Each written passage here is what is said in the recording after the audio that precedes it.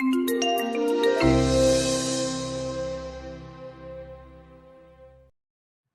hi, I'm Vicki Saunders. I'm founder of SheEO. And, it's interesting. I have tried not to start this company for like decades. I never wanted to do something that was gender specific. But I just, as an entrepreneur who has sort of struggled to get funding along the way and just witnessed literally thousands and thousands of incredible female innovators sitting on the sidelines, unable to scale their amazing innovations because they couldn't get access to capital or didn't have the networks to help them plug in at an early stage of their business. And so I've been trying to figure out, like, how do you solve this problem, right? It's not just, one of it is like, how do you get money in the hands of women? And I really think the only way we're ever going to solve this problem is if women come forward as investors. And then that's another whole gigantic problem to solve because women are pretty disengaged from their capital. And very few of my friends are, quick to go write a $25,000 check on a sort of like scary, unproven idea. And so how do you solve that problem? And then, the third major problem that we're trying to solve with all this is how do you create a new economy? just a few small little things to get going. Yeah, so basically it's like, what's a number that's low enough that millions of women could contribute and be part of getting money in the hands of female entrepreneurs? So the design is up to 1,000 women per community contribute $1,100, 1,000 of which is loaned out to 10 female entrepreneurs that we select. So 1,000 women, $1,000 into a fund, $1 million fund, that gets loaned to 10 female entrepreneurs that you all select. So everybody who contributes capital is part of the selection process. You go online to this really simple process using a bunch of Google products. And you select the companies that you're most passionate about. And the idea for this of having women select is because we think if you're passionate about the kinds of companies that you pick, you're more likely to help them and also become early customers and supporters. So that's part of the idea. That point of the women selecting, I know that there are men in the room. How can they get involved? Yeah, so men can totally be involved with this. They can actually sponsor women as activators to be part of this network. So early folks in there hacking it, like my brother, who sponsored both of my nieces, who are in this network, which is incredible for them. They're like picking companies and dreaming about what they're going to do with their life as they watch all of these others be part of it. So, but for now, we like to really create a tight circle of women for the first 5 years of this initiative, of women picking the kinds of companies we're most passionate about. Because we make 80% of purchasing decisions, we really want to leverage that to support the kinds of companies we care about that are creating a better world. And can you talk a little bit more about how the network is helping each other from beyond the funding standpoint? Yeah, so we did this as a pilot, started a year ago in Canada. 500 women, each contributed $1,000. We picked 5 companies. And very quickly into this, as the company started to do well, as we were helping them, the women in the network, who we call activators, not investors, but activators, because you're activating your capital and your networks and your expertise, started to say, well, what's our program? The ventures have a program, they have coaching, they get all this extra support. We want to help each other, how can we do that? And so we ended up setting up these offline events for people to get together and start supporting each other. And we're also going to be using some tools this year to be able to help each other online. So this is your network. I think one of the things that Obi said when she first heard about this, like, what? Oh, this is a place where I actually get to ask for help too? Yeah. All the places I go, it's just like, I'm mentoring and I don't get anything back necessarily. Yeah. But this is now becoming an incredible business network for us to help each other. We call this entire initiative radical generosity. So it's an act of radical generosity to contribute your $1,100. But we also find that when you're radically generous and you make that contribution, it comes back to you and you start to be radically generous with others. And it's kind of it's a cultural value underneath all of this. Yeah. And I feel like it's working on me too all the time. Like I answer my emails differently now. Like, what's the radically generous response to this? And I just, part of that is because I feel like our business environment in general is very unforgiving. It's just super tough. And if you step out of line and make a mistake, it's like you get this whack. And what if you actually, in particular for women, I think this is really important. If you are surrounded with people who are radically generous, how might you dream differently about the possibilities for you? Would you maybe ask for help more than you normally do? This is kind of the thinking. You mentioned differently for women. Why so? Say more.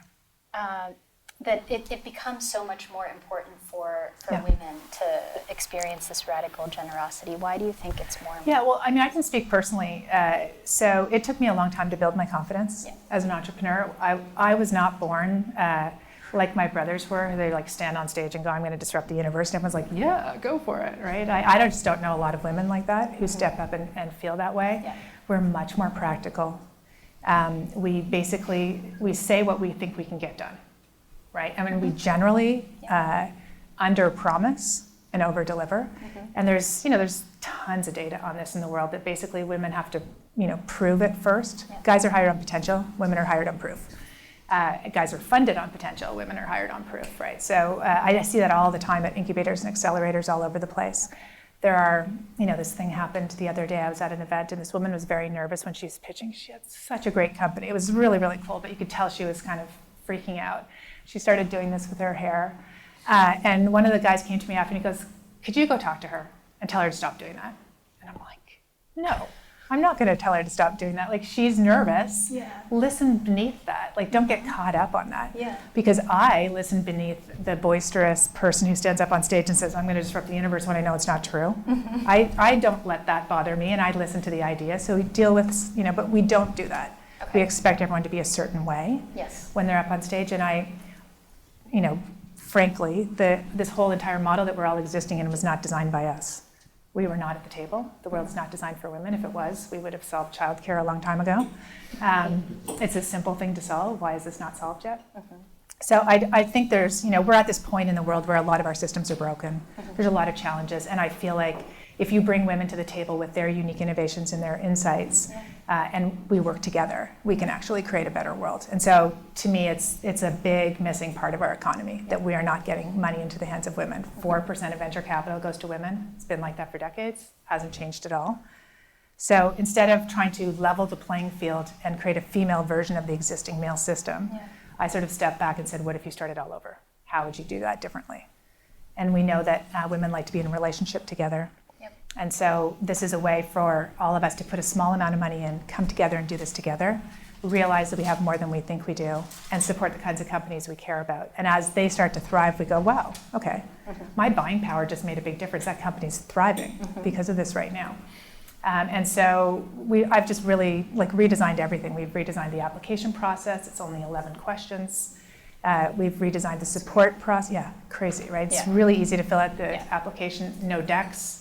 No attachments, no jargon, really, really different. So if you love the existing model, your head kind of spins, goes when I talk.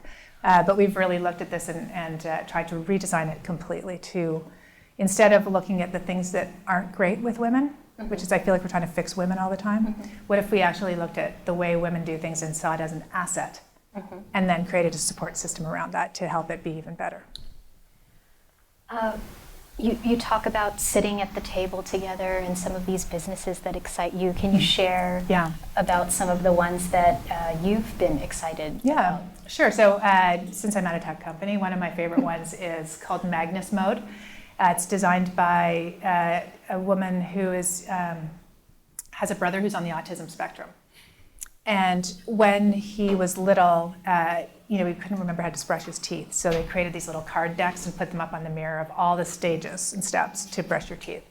And it worked really well. And he was able to do more things on his own. So she's digitized all of these and put them into an app. And also now, it's literally an app for anyone on the autism spectrum to live more independently. So how to use an ATM, sponsored by a bank. How to use local transportation. How to order a coffee. And she has a crazy rev model. It's doing really, really well. And since being in our network, she's been introduced to over 20 new clients. And anytime, and this is again, someone who has a ton of network, like a big network, is calling up friends going, this is an awesome company, can you have a meeting? She walks in and boom, she closes every deal that she gets in.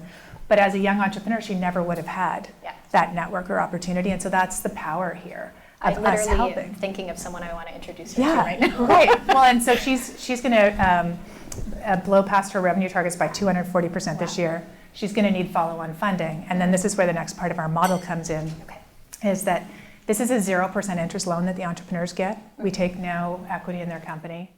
It's literally like paid back over 5 years and comes back into the fund and then is loaned out again. But Nadia's company is growing so fast that she needs more money, and she's open to giving away an equity stake. So the women in our network are going to have first right of refusal to invest in that company. So there's follow-on opportunities for investing if you'd like to. And if not, you can simply just contribute your capital to get her started and moving. But our goal is to actually, we think this is wealth creation opportunity, right? We're going to be radically generous up front to get these young ones. Well, they're not all young. We had a 72-year-old who applied last year, which is awesome. But the next generation of companies, we're going to get capital in their hands and network support so they can grow their businesses and then invest to help them grow. We have some activators in the room, and I know that I'm soon going to be joining this network. Would you like to invite one of them up to share their story along? I think just while she's coming up here, one of the things that I wanted to say is that this starts in local communities. So in San Francisco Bay Area, the goal is to get this up and running in select local companies. We're also rolled out in Colorado and in Los Angeles, as well as doing round 2 in Canada, where this all started.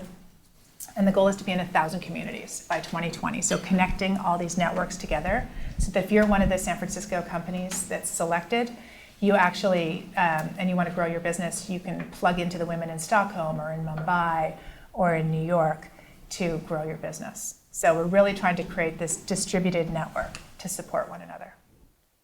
So why are you in? I was at the launch event in San Francisco back in August, I think it was, late August. You were so inspiring. I am a business owner. I have been for over 20 years. But it is a man's world. And I really, truly believe women can change the world. Daycare, childcare.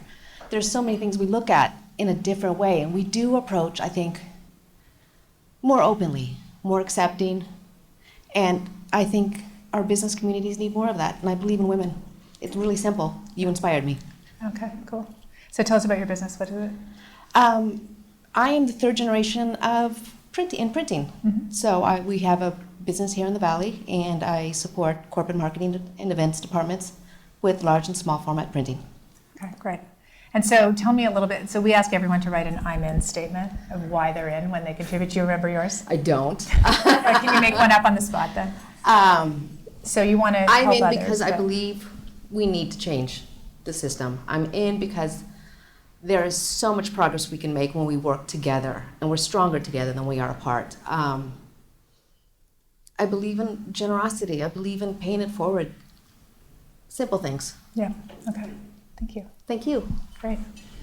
One of the, I'm just going to tell a few stories about some of the ventures, if that's okay. So just to give an example of what can sort of happen here, one of the companies that we selected has breathable food wrap. And so it's called Abigo. So all of our food wrap right now that we have is plastic and toxic, right? So your unnamed something wrap that you put on top. And so if you wrap an avocado, it cuts off all the air and it turns brown immediately, right? So with Abigo, it's like putting the rind back on. Food is meant to breathe. And so she invented this product where you wrap an avocado and it stays green for 3 days. It's like putting the rind back on the cheese or whatever. It's all breathable. Just such a simple thing, but she took that on the road to try and get funded. People are like, really? Well, people. Who was writing those checks? Were like, I don't get this. What's the point of this? You're going to try and take on, Johnson & Johnson or someone other big. Every woman we've been near, like we did a launch in California, and we took Tony with us, and we had this really great party to kick off. And everyone was like, what? California avocado woman, boom. Where do I buy that stuff and how do I get it? So it's been really wonderful just sort of see the network effect of that. But when she came into this network, she has been told her whole life, you dream too much. You're too creative. You have too many ideas. And so she didn't really think she had anything special. And she had a hard time getting funded, so it was really difficult. She didn't have a ton of confidence in it. And the first time she had a coaching call with one of our coaches who's amazing, and John, you know her, MJ, she's like incredible. Very first call goes, oh, you're a classic visionary. That's awesome. She said, it is? I didn't know it was awesome. Like, what? Yeah, you're a visionary, so here's what that means about you, and then here's how you need to augment what you don't have as a skill set to be even better. Oh. So it was really the first time she'd ever heard that what was her mastery was okay. And then she got validated by 500 women in our network. And at the end of that first weekend, she said, I feel like I'm 10 feet tall. Like it just really gave her so much more confidence, and she's dreaming so big now. So part of what I feel like we're doing here is emboldening each other, being supported by people who are constantly pointing out the things that we're awesome at and how it's going and how our businesses are great, and then purchasing those and showing up to help each other. It's just a very different approach. I think one of the other pieces that we've radically redesigned is in response to the world we have right now, which I think our economy is all about winner takes all. You can sort of see this when we bet it all on red for a company to win, right? Like all the money that's gone into Uber, it's like $15 billion or whatever, let's just win the whole market. And so I actually don't think we have a really strong idea of how to best allocate capital to have the biggest impact. So when we were deciding what to do with the money in the network, do we divide it up evenly amongst the companies? Do we have one winner? How do we do this? We thought we'd try an experiment. And so with our first group, for the 500 women who were selected, we had a $500,000, 500 women contributed $1,000. We had a $500,000 pool of capital, and we picked 5 companies. Those 5 companies came together for a weekend at a retreat with the coaches, and they learned about each other's businesses, and they learned about their working styles and their leadership styles, but they also learned about how they each negotiate. And on the final day, we said to them, okay, we're going to leave the room now, and it's over to you to divide up the money, to use it to have the biggest impact. And you have 2 rules. You can't give it all to one. You can't divide it up evenly. So what would happen if 5 women just became best friends in a room and they had $500K? It's like, okay, everyone gets $100,000 and we'll all go home happy.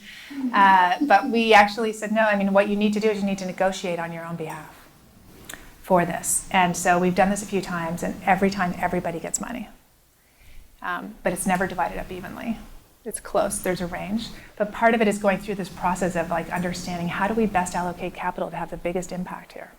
And there's just, I think we need to think of different ways to do this. There's lots and lots of money in the world. I think we just keep allocating it around a certain mindset that's not really working.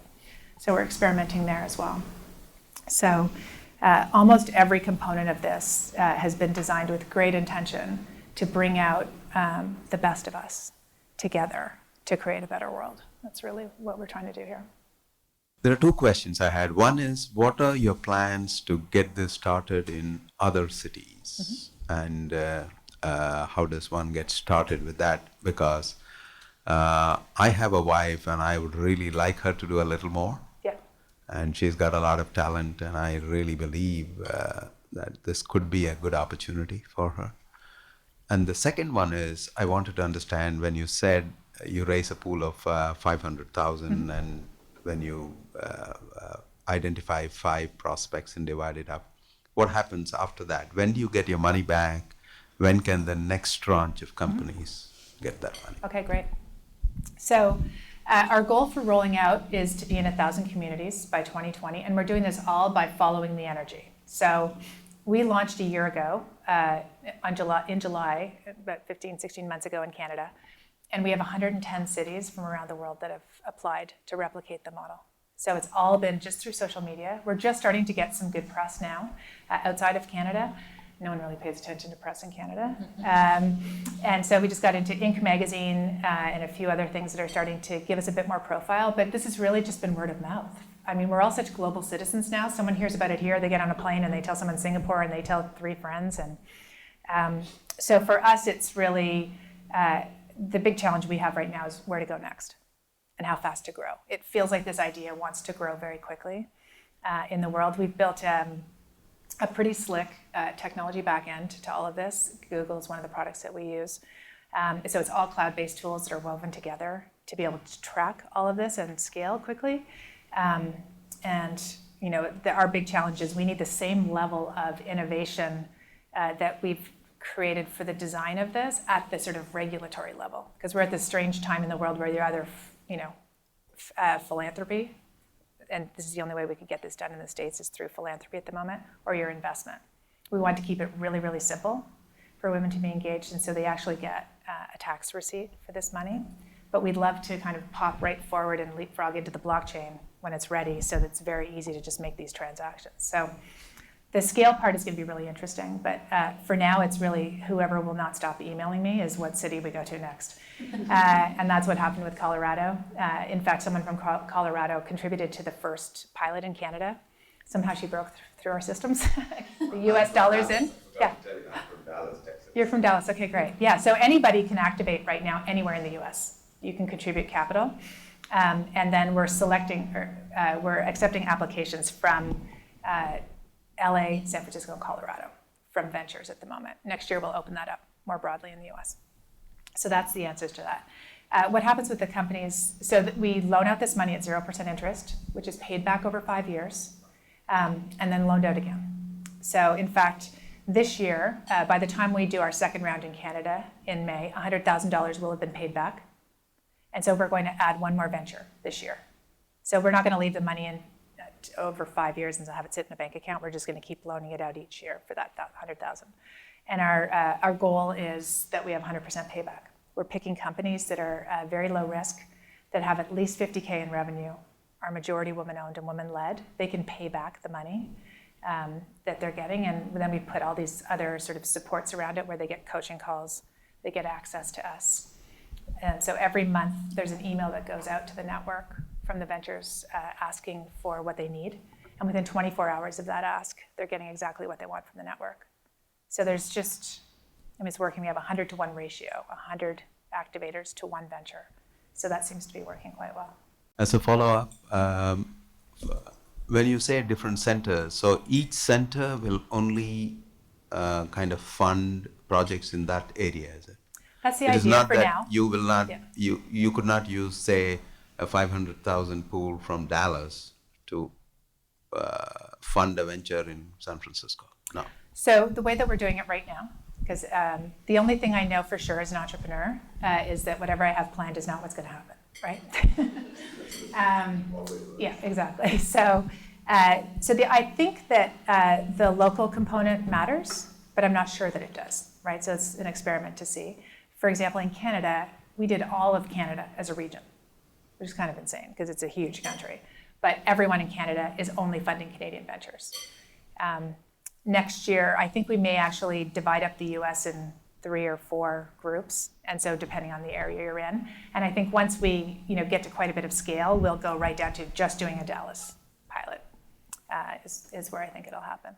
So to clarify, if somebody in this room who lives in the San Francisco Bay Area signs up today, will they vote on and invest? Will their money go to just people in the Bay Area? That's the idea, yeah. Okay.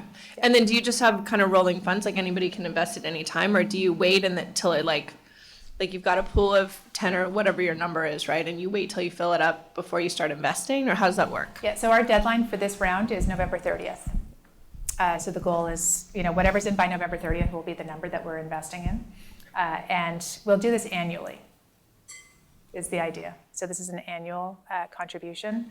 If you'd like to be an annually, great. If you want to do it just one time, that's fine as well. But we'd like to do this each year, because if we do this 5 years in a row in each region, then we have this rolling fund that just keeps going. And the idea is this is something we can pass on to our daughters and our granddaughters and our nieces. It's really important to me that we have this continuing pool of capital. And I think the thing that's a little bit different than maybe some of the other contributions you'd make doing something like this is that so you get a tax receipt for your money, but your money's loaned out and then paid back and then loaned out again. So that $1,100 is just going to keep paying forward forever. It's not just a one-time gift and it's gone. The idea is that just keeps going. So that's another innovative part of this that I think that feels right. So I'm Julie Trell. I'm actually the city lead for the Bay Area. And I met Vicki about 3 or so years ago, and we got in a conversation about collaboration and companies collaborating about solving the same problem. So there was that hook. Fast forward 3 years, I actually became very good friends with one of the ventures in SheEO, and she told me this story. I'm like, that's really cool. And my background was I was one of the first people at Salesforce Foundation. I met this guy named Mark Benioff, and he wanted us 18 years ago, and he wanted to sell software over the web. word cloud wasn't even invented. Who would do this? This is crazy. But he also knew that he wanted to start a foundation dealing with kids and technology, bridging the digital divide. My background, I was a teacher. I was a technology specialist. So again, not knowing really who he was and being much younger, I said, Mark, if you're going to deal with kids and technology, you need to hire teachers. Don't just be a company that gives away money. Little did I know, that was my interview. I moved out here 16 years ago, 100 people at Salesforce. Have you heard of Salesforce? It's now like 20, 30,000 people. So what I loved about that was just jumping off this cliff with this crazy person and looking where it is now. And when I met Vicki and I heard this story, there's a wonderful TED Talk by Derek Sybers about how to start a movement. It's a 3-minute TED Talk, highly recommended. It's about, you see this one guy dancing shirtless in a field at a concert. And he's the only one dancing. Everyone else is just sitting down until one person goes up there and starts dancing with him and validates this lone nut. Well, he's no longer alone, and he's no longer really a nut, because now this person comes and brings their friends. And by the end of this 3-minute video, everyone is up there dancing. You just did not want to be the one sitting down. So I see this 10 years from now, that I was a founding activator. This is cool. So join me. Like, imagine what Google was like back in the day, and just to have this badge of I was an early founder, I was an early activator, and then when your daughters and granddaughters and great granddaughters be like, oh, that's where it is, and that's where we need to be right now, especially everything that's moving forward and this new playing field that Vicki and team have created. So that's why I'm here, and dancing with the lone nut who's no longer alone anymore. Thank you. Visionary. Thanks. I think one of the things that my favorite moments along this whole journey so far, I have 2 nieces. One is 13 and one is 14 now. And they were part of the first group of activators. And they went in and they helped select these companies. And one of them is a co-op fishery. So just you have like boxes of fresh vegetables from farms delivered to your house. This is fish. Sustainably caught fish delivered to you. And so I ordered 8. First of all, I've spent so much money on all these companies since we started. But I ordered a whole bunch of spotted prawns, which I'd never even heard of before, this like amazing delicacy from BC. And we had this huge family party. So the girls sat down and they started telling the story. This is one of our companies. We helped pick this company. And do you know how they fish through traditional methods? And did you know there's only 2 major fish processing companies in the world, and that your line-caught salmon is actually sent to China to be processed and then comes back and is sold in the store in Vancouver, like crazy. So they knew all these stories, and they were telling all these stories. And my nephews were all sitting there with big eyes, and they kept going on. And I was like, oh, this is so amazing, because now I sit with them and we talk about what are the businesses who are applying, and who are they, and what kinds of companies are they, as opposed to my previous conversations, which were like, what's on Instagram today, and how many likes did you get? So it's been kind of fun to have another way to have a dialogue with the young ones. And we have mothers, daughters, and grandmothers in our network as well. So it's this new sort of activity to do together to be part of creating this new model. So I think there's a lot of different ways to participate. As an activator, you get access to all the other women who have contributed.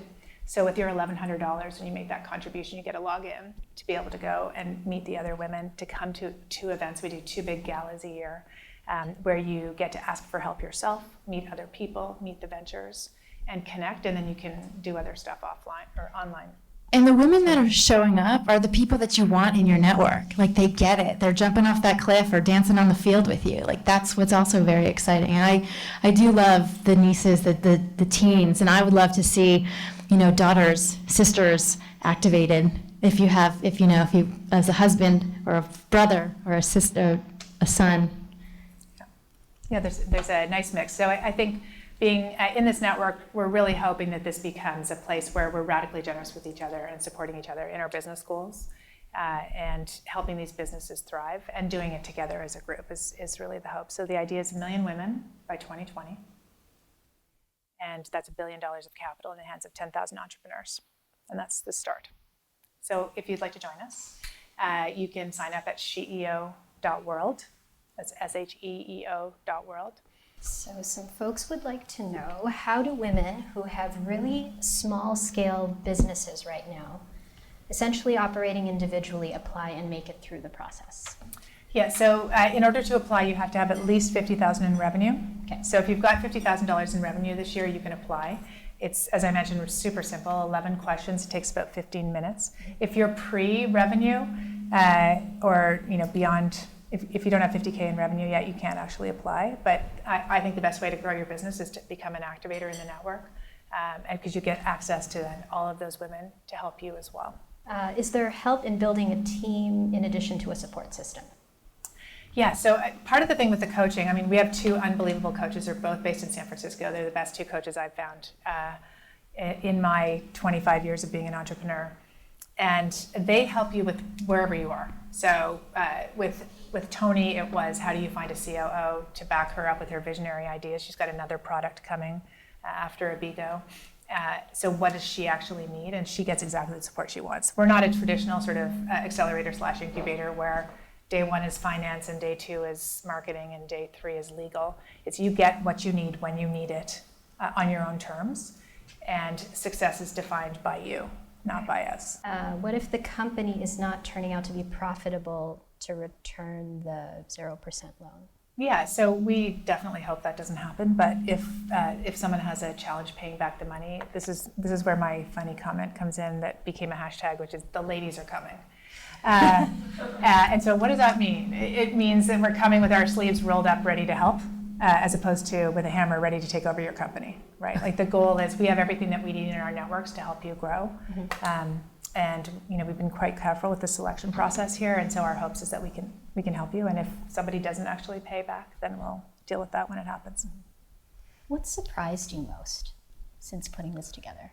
There are a few things. I mean, one is that I literally designed this 100% from the entrepreneur's perspective, just to make it like a total game changer for the entrepreneur, to move them from a place of scarcity to abundance, where they go from I'm kind of all alone to I have 500 women on my team. So that, just the design part, I really completely missed it on the activator side. Like I had no idea that the activators would want so much to help each other. So that was a really big surprise, and we've now figured out how to make that work. I can't really say that I'm surprised that we have lots of people from around the world saying they're interested in this, because I've been thinking about this and talking about it with friends for 20 years. I'm trying to figure out how to solve this problem. Yeah.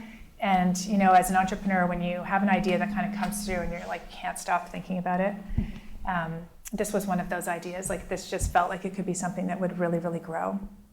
But I think that I've never actually been, John is here, and he was one of my co-founders with a company that I had. And when I think back to the early days of the internet, I never really experienced a viral idea, really. And this is, I wouldn't yet say we're like viral, but there's something there. Like it's started, and I can just kind of feel there's like this whole wave coming with this idea. And so that, to me, is surprising how that feels. And just to I literally wake up in the morning and I look at my emails like SheEO Omaha ? I'm like, what? So that's cool, right? Like that's surprising. And I think, I guess the other surprising part on a not totally positive or different side is how hard it is to get women to contribute $1,100. We thought long and hard about what's the lowest number that we thought millions of women could do. Yeah. And I thought that was a really good number, but it still seems it's a high number for some people still. So people have to really think about it. And I think in general, women haven't really been used to writing checks and contributing. And so this is part of our work as well, is getting us to really activate our capital. What was that? I said I married the wrong woman. You talked a little bit about where you're going in 2017. Can you just remind us of where you're going to be again? Yeah, well, I'm not exactly sure where we're going to be. I know that there's 110 cities agitating to be selected. Yes. But I went to India in July, and I have a lot of emails in my inbox from India. There's a lot of interest there, so I think we'll probably be in India next year. Okay. We'll definitely go across the entire U.S. And I just was meeting with some women who were in town from the Netherlands a couple of days ago, and so we'll be in Europe and probably the UK as well, and we'll see. But Singapore, Tel Aviv, like there's just a lot of interest. So I'm not sure how fast we're going to go next year. What can our activators do to help spread your message? Oh, that would be great. So you can follow us at SheEO_world and go to our website at SheEO.world. We have fabulous social media. I think we're doing quite well on social. And so if you could retweet messages and share messages, anything on social would be wonderful. Thursday calls. Yeah, and we have calls on Thursday. You can see on our website all the ways that you can be involved to learn more. But again, the reminder of November 30th is the deadline for this. What are you doing to encourage women entrepreneurs to reach out to you and to hear about this program? Well, in general, ventures spread the word with each other. Because if you think you're female entrepreneurs, like 0% interest loan, paid back over 5 years, unsecured, with access to thousands of women helping you. Let me think about it, So it's just kind of off the charts for entrepreneurs. It's just a matter of getting the word out. And most of that we've done through social. Right. So in the San Francisco Bay Area, you're seeing a lot of interest Yeah, I think we've seen early interest. I mean, part of the thing that's really hard to tell with all these things is everybody loves a deadline. Now, this is where my procrastination kicks in. I'm like, damn, everyone waits till the last minute. So we usually see like a doubling of applications in the last couple of weeks, which hopefully starts now. But yeah, I would say part of the thing in the Bay Area that's interesting is we have such a narrative around the only kind of capital that matters is venture capital. And therefore, the only kind of companies that matter are unicorns. And this is a big challenge. We've kind of gone in the opposite direction. We're like, no, actually, revenue generating companies that want to get to profitability and grow, that's our sweet spot. And so a lot of people, when they think of a venture, just totally go to the unicorn route, and then they don't have any revenue, so they don't fit with our realm.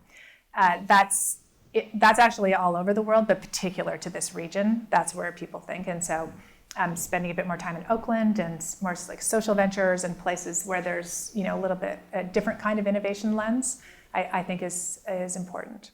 But if you even just think of like, what are your favorite new up and coming products that are led by women? That's those kinds of companies we'd love to have apply. And we had people applying with up to $2 million in revenue. So it's not just in the early $100,000 range. So is the deadline for those applicants the same? Deadline is November 30th for applications. Yep, and you can just go to SheEO.world and apply and spread that word too. That would be wonderful. Yeah, and I think one of the things that we did find in our first round is that we really do need to encourage female entrepreneurs. In general, they really have their heads down. They're just building their business, and they don't actually go for capital because they don't think they're going to get it. And the 3 of our 5 ventures who won in the first round had to be nudged several times by their mentors. They didn't think they had the time to do it, and then they saw the questions and went, oh, it's easy. So we actually put all the questions on our website. So you can see them before you even go in behind closed doors, and like you can look at it and go, oh, I could really answer all those questions. They're easy. And did you modify that model? Did you have more questions in the past? No, we had 10 questions last year. Now we have 11. Okay. But no, from the very beginning, we wanted to keep it really simple because, I mean, I've been through so much due diligence personally as an entrepreneur, but also we had an incubator, and so I've just seen all kinds of different processes. I think we ask way more questions than we really need. And when you sort of strip it down, I've kind of like stripped down all parts of this. So we've really simplified it, and I think that makes a lot of sense to the entrepreneurs that are applying. But again, this focus on companies with revenue is really, really important to us. How do you cover expenses as an organization? Right. So we have a $100 fee on top of the $1,000, which doesn't cover our costs right now as we're bootstrapping, but at scale, it'll be fine. And so we have had a couple of sponsors show up to help us out. So a big bank in Canada actually wrote us a sizable check to get going as a grant out of their marketing budget, basically. So they love what we're doing. In fact, they came to us and said, what you're doing to engage women with their capital is exactly the opposite of what we've been doing for 20 years. So maybe we should look at this because it seems a lot of people are quite excited about this idea. Because what I see mostly, people are trying to convert women into like learning the jargon to become investors.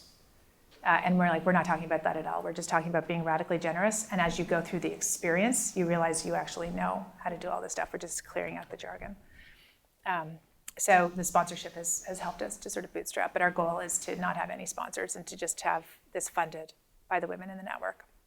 I have one more. I know that you shared a favorite activator story. What about from an entrepreneur standpoint? Yeah, so I have so many of them. I mean, I do these check-in calls regularly with the ventures, but probably Sonia, the fish lady from Skipper Auto. So she was having her big campaign where you have to go out and get your members for the next quarter. And I said, so what's your number? Like, what's the stretch goal for us? And she said, well, I think we're sort of capped out. And I said, what do you mean you're capped out? You haven't even started with us yet. And she goes, well, I'm like, pick a number that really, really scares you. And she said, well, if we could get to 2,000 members, that would be crazy. And I said, okay, well, so it was this whole coaching back and forth of like stretching you. And so when we say radical and generosity, radical is like push you right to the edge of the cliff. And then generosity is like, okay, give you a bit of space. So she went for 2,000.